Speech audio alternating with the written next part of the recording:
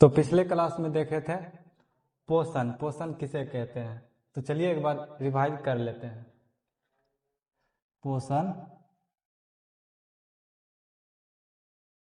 जिसे इंग्लिश में न्यूट्रिशन कहते हैं। तो पिछले क्लास में देखे थे पोषण किसे कहते हैं, पोषण के प्रकारों का वर्णन किए थे। तो एक बार फिर से रिवाइज कर लेते हैं। पोषण दो प्रकार के, पहला था सुपोषण। सुपोषण दूसरा था परपोषण। परपोषण परपोषण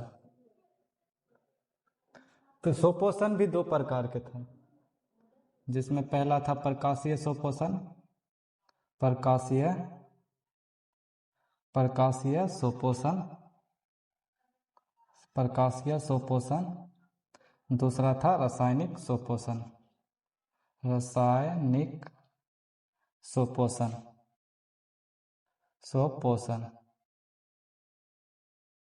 परपोषण भी दो प्रकार के था। पहला था अवशोषक पोषण। अवशोषक पोषण अवशोषक पोषण दूसरा था भक्षण पोषण। भक्षण पोषण भक्षण पोषण या प्राणी सदृश पोषण भी कहते हैं इसे, या प्राणी सदृश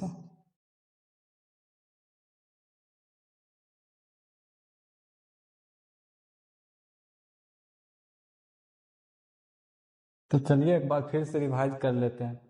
पोषण तो सरल शब्दों में कहे तो पोषण सभी सजीव के शरीर के वृद्धि विकास ही पोषण कहलाता है। उसके बाद सुपोषण दो प्रकार के पोषण दो प्रकार के सुपोषण चलिए समझते हैं सुपोषण किसे कहते हैं। सुपोषण ऐसा जीव जो अपना भोजन स्वयं तैयार करे उसे सुपोषी जीव कहते हैं। जैसे हरे पेड़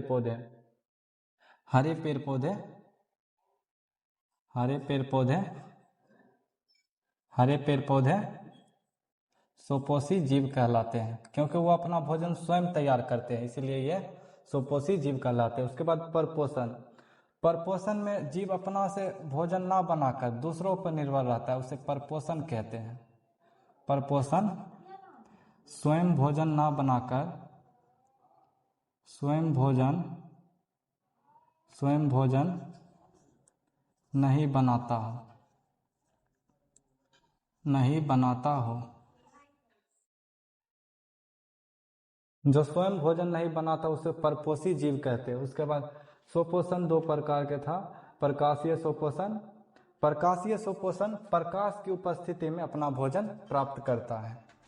प्रकाश की उपस्थिति में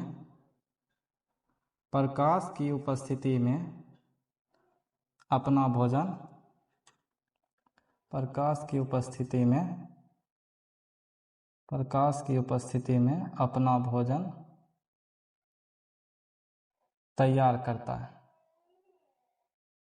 उसके बाद रासायनिक सुपोषण में अलग अलग रासायनिक यौगिकों से अपना भोजन प्राप्त करता है। अलग अलग रासायनिक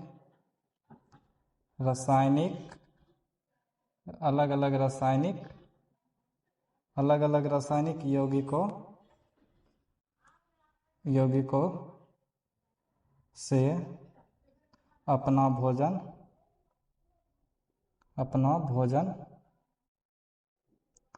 अलग अलग रासायनिक यौगिकों से अपना भोजन प्राप्त करता है। उसके बाद अवशोषक पोषण में अपने शरीर के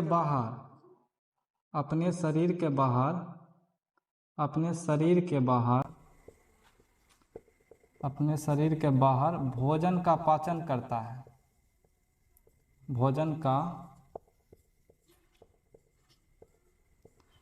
अवशोषक पोषण में अपने शरीर के बाहर भोजन का पाचन करता है तथा अपनी कोशिकाओं के मदद से पचे हुए भोजन में पोषक तत्वों का अवशोषण कर लेता है, इसे ही अवशोषक पोषण कहते हैं। उसके बाद भक्षण पोषण। भक्षण पोषण में जीव दूसरों जीवों का भक्षण करता है या शिकार करके प्राप्त करता है, उसे ही भक्षण पोषण कहते हैं। तो चलिए आज का टॉपिक है प्रकाश संश्लेषण। प्रकाश संश्लेषण किसे कहते हैं?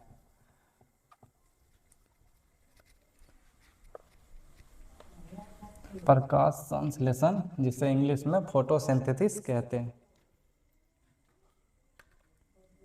प्रकाश संश्लेषण, प्रकाश संश्लेषण, फोटोसिंथेसिस।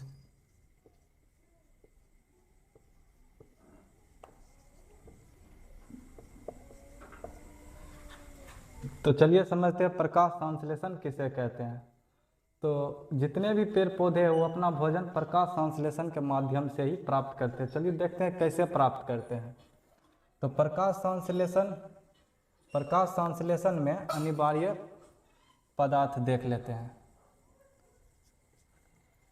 प्रकाश संश्लेषण में अनिवार्य पदार्थ।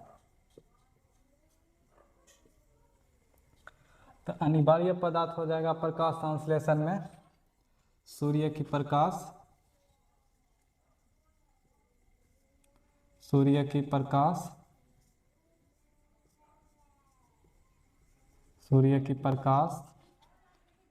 प्लस क्लोरोफिल,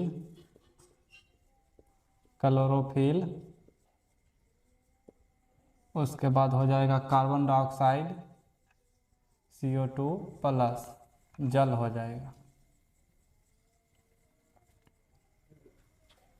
संसार में जितने भी पेड़ पौधे हैं ना वो अपना भोजन सूर्य की प्रकाश की उपस्थिति में अपना भोजन क्लोरोफिल, कार्बन डाइऑक्साइड और जल की सहायता से अपना भोजन ग्लूकोज के रूप में तैयार करते हैं। ग्लूकोज के रूप में तैयार करते हैं। जितने भी पेड़ पौधे हैं वो अपना भोजन प्रकाश संश्लेषण के माध्यम से सूर्य की प्रकाश की उपस्थिति में क्लोरोफिल, कार्बन डाइऑक्साइड और जल की सहायता से अपना भोजन ग्लूकोज के रूप में तैयार करते हैं तथा जमा स्टार्च के रूप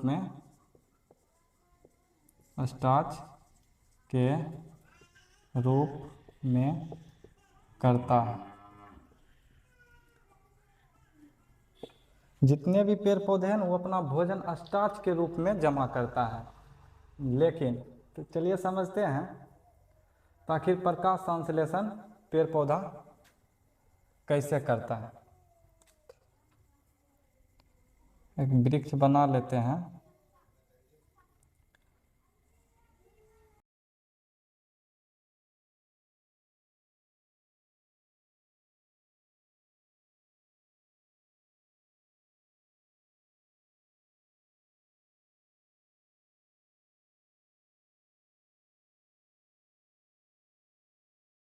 एक पेड़ हो जाएगा, उसके बाद इसमें पत्ती लग जाएगा।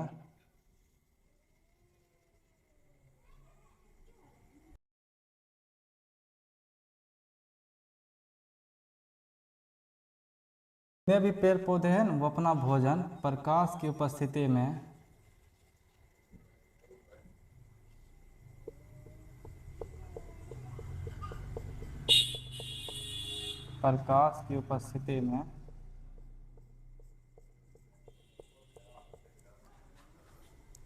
यहाँ सूर्य है, यहाँ से सूर्य की प्रकाश पत्तियों पर पड़ेगा। पत्तियों में क्लोरोफिल होता है जो सूर्य की प्रकाश को अवशोषित करता है। उसके बाद जल यहाँ से लेगा जमीन से H2O, जमीन से जल ले लेगा, उसके बाद वायुमंडल, जितने हमारे वायुमंडल में CO2 गैस रहता है, CO2 गैस हमारे वायुमंडल से CO2 गैस लेगा, उसके बाद क्लोरोफिल प्रकाश को अवशोषित कर लेगा, उसके बाद जमीन से जल ले लेगा। ये क्लोरोफिल उसके बाद कार्बन डाइऑक्साइड और जल की सहायता से अपना भोजन ग्लूकोज के रूप में तैयार करता है।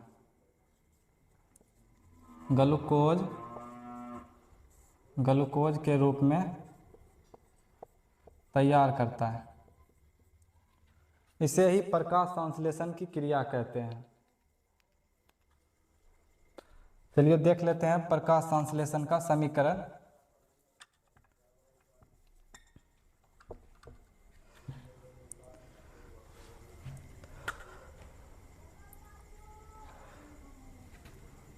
प्रकाश संश्लेषण क्रिया के दौरान पेड़ पौधा वायुमंडल से कार्बन डाइऑक्साइड के 6 अणु और जल के 12 अणु ग्रहण करता है। जल के 12 अणु ग्रहण करता है प्रकाश की उपस्थिति में।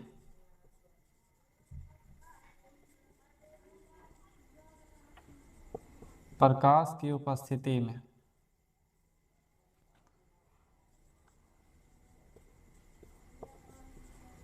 क्लोरोफिल, उसके बाद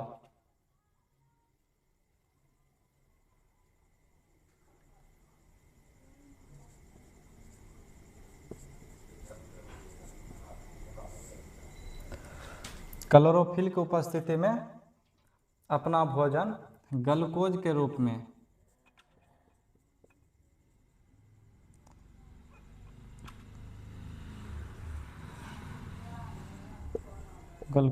रूप में जिसमें ऑक्सीजन के 6 अणु प्लस जल के 12 अणु उत्पाद के रूप में इसे प्राप्त होता है, जो हमारे वायुमंडल में फैल जाता है। यह ग्लूकोज हो जाएगा।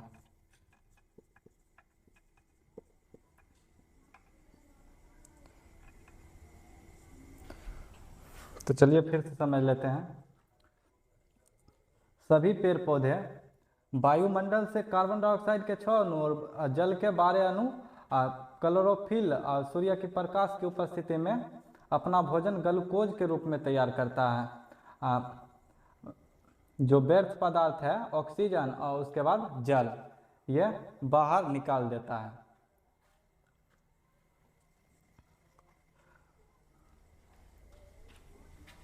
चलिए समझते हैं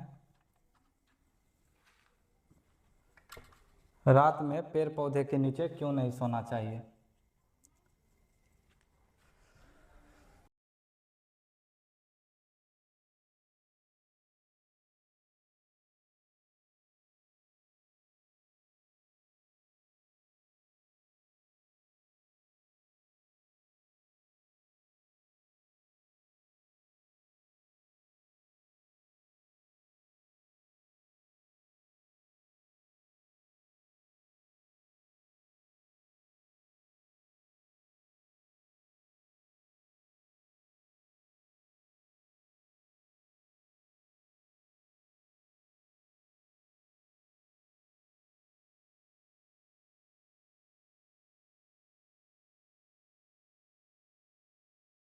तो चलिए समझते हैं रात में पेड़ पौधे के नीचे क्यों नहीं सोना चाहिए। जैसे हम सब सांस लेते हैं वायुमंडल से ऑक्सीजन लेते हैं, वैसे ही पेड़ भी सांस लेता है ऑक्सीजन। लेकिन लोगों को लगता है पेड़ पौधे सिर्फ कार्बन डाइऑक्साइड ग्रहण करते हैं, लेकिन पेड़ पौधे कार्बन डाइऑक्साइड भोजन बनाने के लिए ग्रहण करते हैं। CO2 दूसरा स्केल ले लेते हैं। सभी पेड़ पौधे कार्बन डाइऑक्साइड का उपयोग सिर्फ भोजन बनाने के लिए, कार्बन डाइऑक्साइड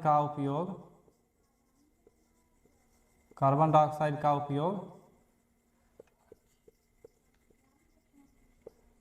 सिर्फ भोजन बनाने के लिए किया जाता है।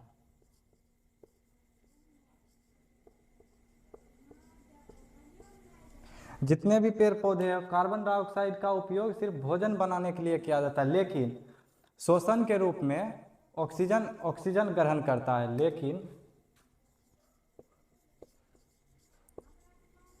लेकिन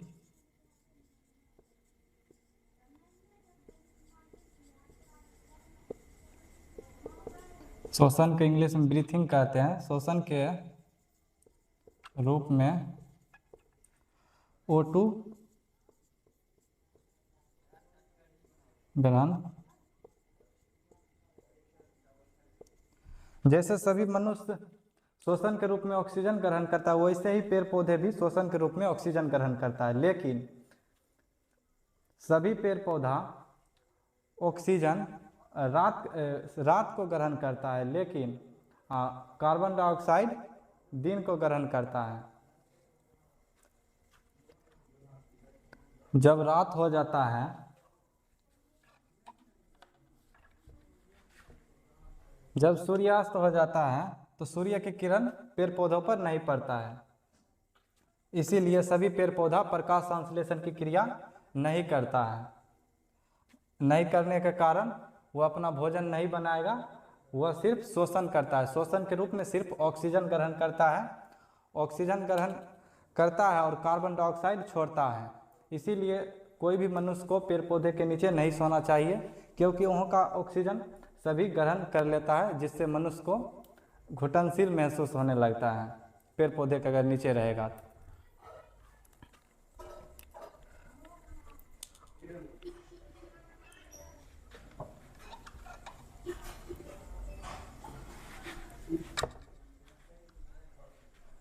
चलिए प्रकाश संश्लेषण एक बार परिभाषा के तौर पर देख लेते हैं।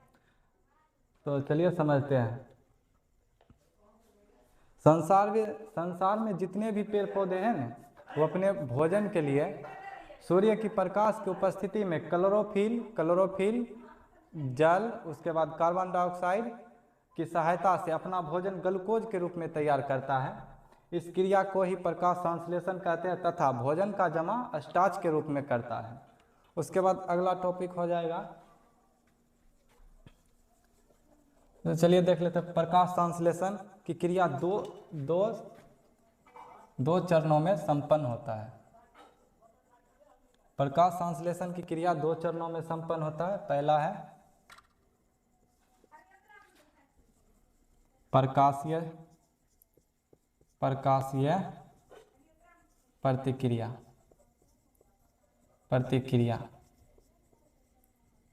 जिसे इंग्लिश में लाइट या ऑप्टिकल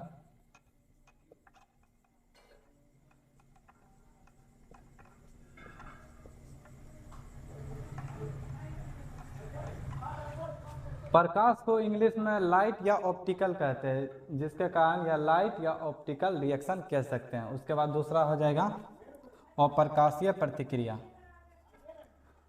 अप्रकाशीय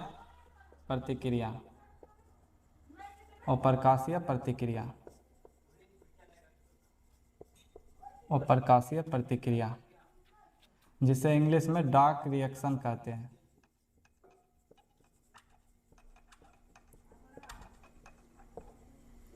तो चलिए समझ लेते हैं प्रकाशीय प्रतिक्रिया किसे कहते हैं।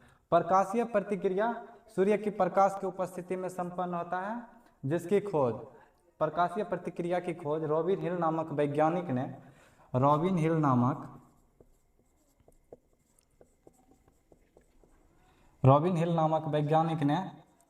1939 ईस्वी में प्रकाशीय प्रतिक्रिया की खोज की। इसीलिए इसे हिल रिएक्शन के नाम से जाना जाता है। हिल रिएक्शन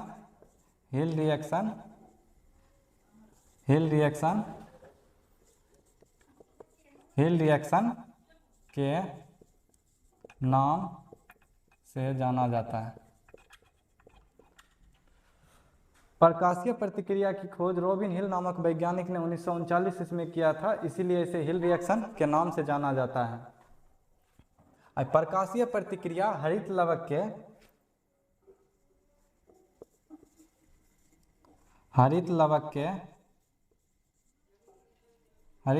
के ग्राना भाग में संपन्न होता है। ग्राना भाग में संपन्न होता है। प्रकाशीय प्रतिक्रिया हरित लवक के ग्राना भाग में संपन्न होता है।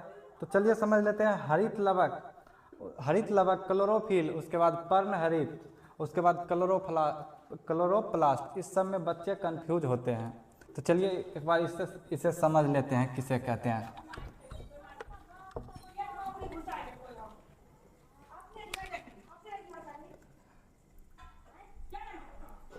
हरित लवक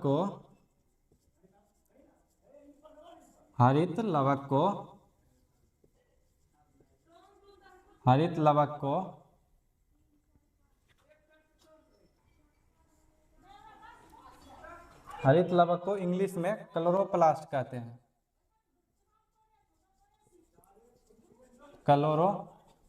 क्लोरोप्लास्ट, हरित लवक को इंग्लिश में क्लोरोप्लास्ट कहते हैं। उसके बाद क्लोरोफिल को हिंदी में पर्णहरित कहते हैं। पर्णहरित,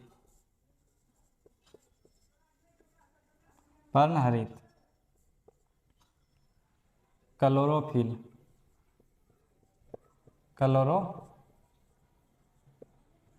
इस सब में बच्चे बहुत कंफ्यूज होते हैं।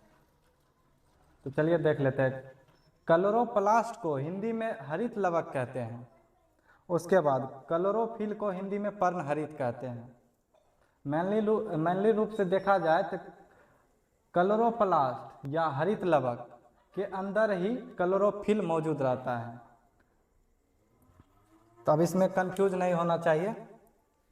तो चलिए दूसरा देख लेते हैं, अप्रकाशीय प्रतिक्रिया। अप्रकाशीय प्रतिक्रिया मतलब यहाँ ओ आ जाता है, मतलब प्रकाश की अनुपस्थिति होगा इसमें। तो मतलब इसमें प्रकाश की अनुपस्थिति होगा, इसीलिए तो चलिए अप्रकाशीय प्रतिक्रिया में प्रकाश की अनुपस्थिति होता है, इसीलिए इसे प्रकाश स्वतंत्र अभिक्रिया कहते हैं। प्रकाश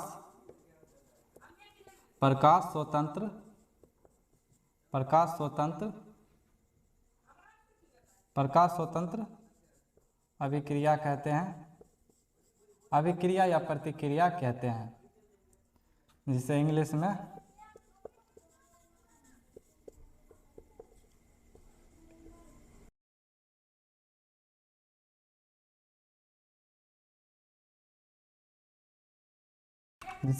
लाइट इंडिपेंडेंट रिएक्शन कहते हैं। अप्रकाशीय प्रतिक्रिया हरित लवक के स्ट्रोमा भाग में संपन्न होता है। हरित लवक के स्ट्रोमा भाग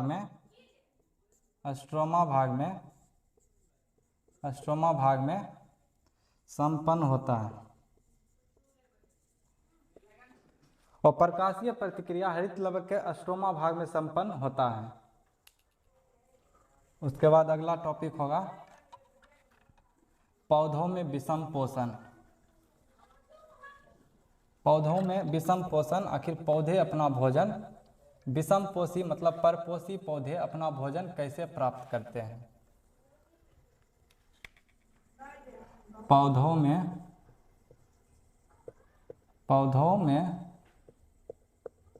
विषम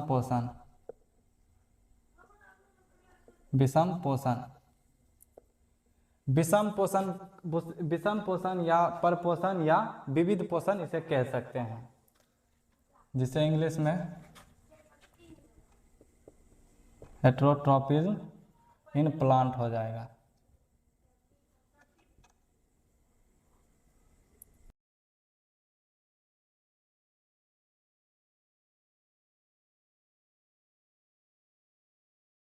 इन प्लांट। पौधों में विषम पोषण या विविध पोषण या परपोषण कह सकते हैं, जिसे इंग्लिश में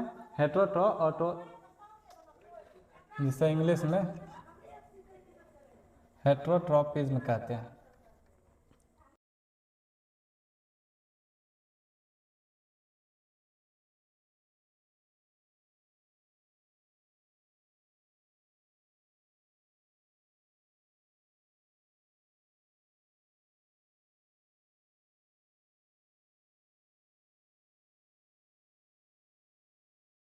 जिसे इंग्लिश में हेट्रोट्रॉपिज्म कहते हैं।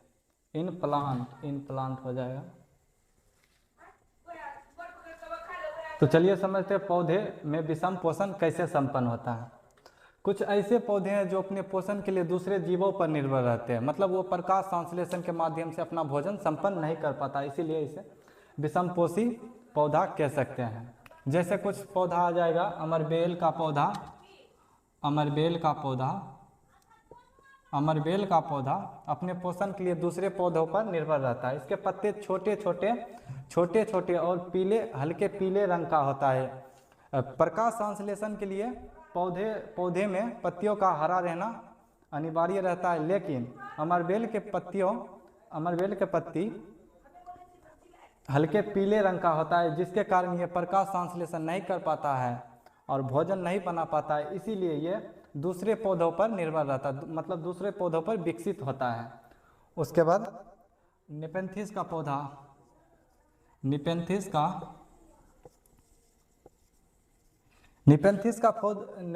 पौधा प्रकाश संश्लेषण कर सकता है, लेकिन इसे नाइट्रोजन प्रकाश संश्लेषण के माध्यम से बहुत कम मिल पाता है। इसीलिए यह नाइट्रोजन के लिए कीट पतंगों का भक्षण करता है। नाइट्रोजन के लिए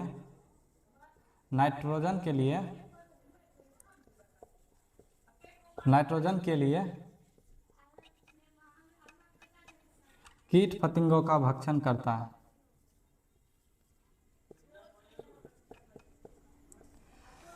नेपेंथिस का पौधा प्रकाश संश्लेषण कर पाता है, लेकिन प्रकाश संश्लेषण में इसे नाइट्रोजन बहुत कम मात्रा में प्राप्त होता है। इसीलिए यह नाइट्रोजन के लिए कीट पतंगों का भक्षण करता है, जिससे इसे नाइट्रोजन प्राप्त होता है। उसके बाद ड्रोसेरा का भी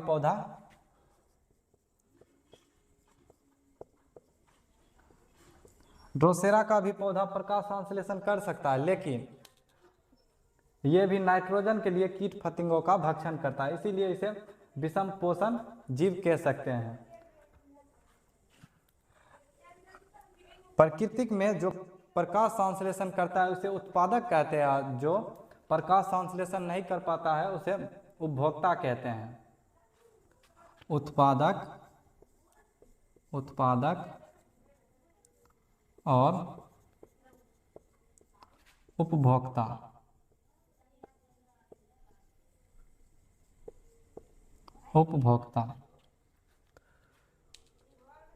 प्रकृति में जितने पेड़ पौधे हैं उत्पादक कहलाता है, उसके बाद सभी जीव जंतु उपभोक्ता कहलाते हैं। क्योंकि उत्पादक हरे पेड़ पौधे अपना भोजन स्वयं बनाते हैं, इसीलिए उसे उत्पादक कहा जाता है। उपभोक्ता जो दूसरों जीवों पर निर्भर रहते हैं उसे उपभोक्ता कहा जाता है। लेकिन निपेंथिस का पौधा प्रकाश संश्लेषण भी करता है और दूसरे जीवों को मारकर भक्षण भी करता है, इसीलिए यह उत्पादक और उपभोक्ता की श्रेणी में आ जाते हैं। उसके बाद ड्रोसेरा का भी पौधा उत्पादक और उपभोक्ता दोनों का कार्य करता है, लेकिन अमरबेल का पौधा सिर्फ दूसरे पौधे पर विकसित होता है। यह स्वयं दूसरे जीवों का भक्षण नहीं कर पाता है। उसके बाद तीसरा टॉपिक है जंतुओं में पोषण।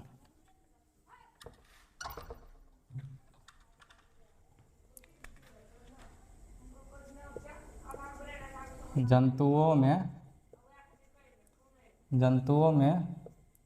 पोषण।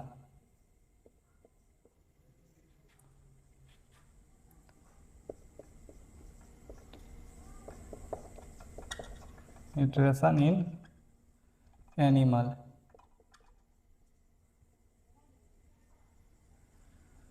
तो चलिए समझते हैं जंतुओं में पोषण जितने भी जीव जंतु है ना, वो अपने भोजन के लिए पेड़ पौधे पर प्रत्यक्ष या अप्रत्यक्ष रूप पर निर्भर रहते हैं, जिसे 3 श्रेणियों में बांटा गया है। पहला हो जाएगा शाकाहारी, हो जाएगा शाकाहारी, जिसे इंग्लिश में हर्बीवोरस कहते हैं।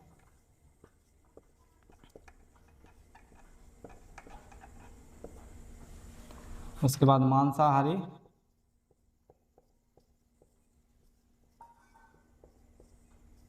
जिसे इंग्लिश में कार्निवोरस कहते हैं।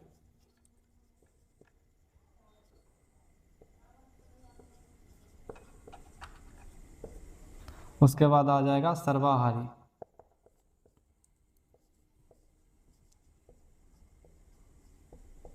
सर्वाहारी, जिसे इंग्लिश में ओमनिवोरस कहते हैं।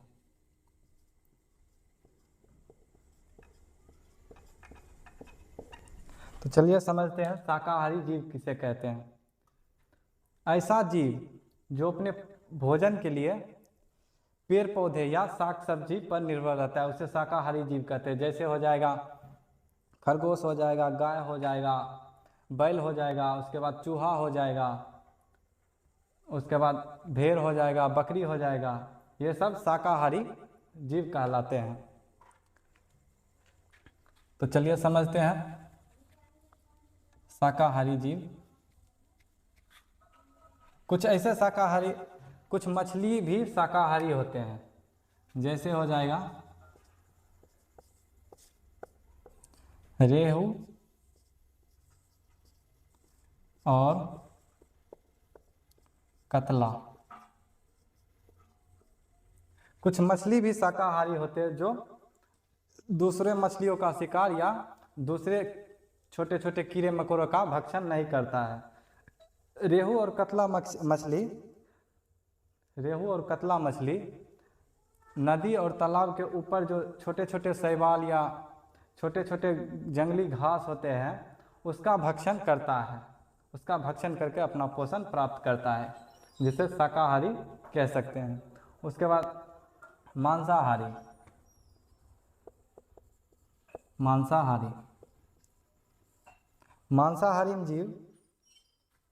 मांसाहारी जीव ऐसा जीव जो अपने पोषण के लिए मांस पर, मतलब दूसरे जंतुओं का शिकार कर या मांस मरे हुए जीवों का भक्षण कर या दूसरे जंतुओं का शिकार कर अपना भोजन प्राप्त करता है, उसे मांसाहारी जीव कहते हैं। जैसे हो जाएगा शेर, हो जाएगा बाघ, हो जाएगा गिद्ध, हो जाएगा गिद्ध के बाद उसके बाद चील हो जाएगा, मेढक हो जाएगा, छिपकली होगा। ये सब मांसाहारी जीव कहलाते हैं। मांसाहारी में कुछ मछली भी आ जाते हैं। जैसे हो जाएगा मांगुर, हो जाएगा मांगुर और बुआरी। मांगुर और बुआरी मछली मांसाहारी होते हैं। मांगुर और बुआरी मछली मांसाहारी है। ये अपना भोजन दूसरे मछलियों का शिकार कर प्राप्त करता है, इसीलिए इसे मांसाहारी मछली कह सकते हैं। उसके बाद हो जाएगा सर्वाहारी।